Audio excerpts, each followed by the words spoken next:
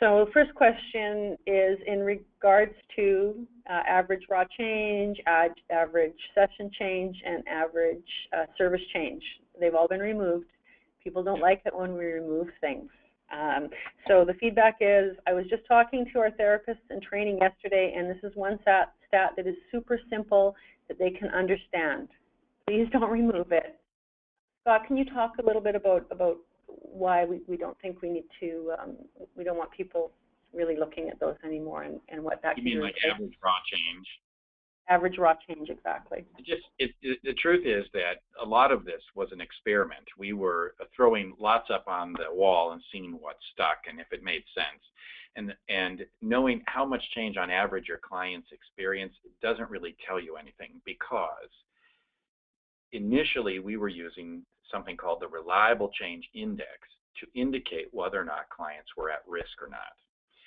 And that Reliable Change Index, there was some debate over how much it was, how large it was, or how small it was.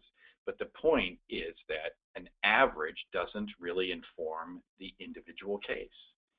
If we said the average shoe size in the US were a size 9, and then we made everybody wear that, that would be problematic. And that's essentially what we were doing in the system, because we didn't have enough cases to be able to make individual reliable change estimates. It's a pretty significant change.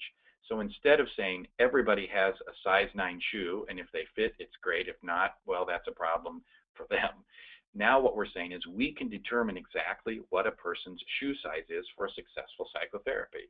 We can tell how many points they need to change specifically in order for that score to predict a successful outcome from session to session and ultimately at the end. That's that bottom green solid regression line. And if the client is at or above that, then they are achieving the amount of change necessary to be successful by the end of care. And so knowing how many points people change on average raw score, the old idea was that the Reliable Change Index was 5, and so if you were at or about 5, that must be a good thing.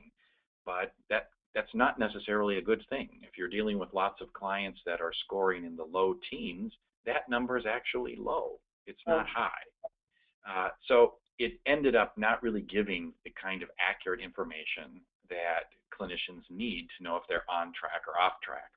And the truth is, most of us, me included, we want to know, are we on track? Yeah. And what we really should be interested in, and we can talk about this a bit later for deliberate practice purposes, is when we are off track. And this tells you that instantly. You have a red signal for a client in your scatter plot. Your client's status from session to session, that big thick black line on the graph in front of you, is in the red zone, then your clients are off track. And you don't really need to know that average amount of raw change. Thanks, Scott. That's good. You just mentioned deliberate practice.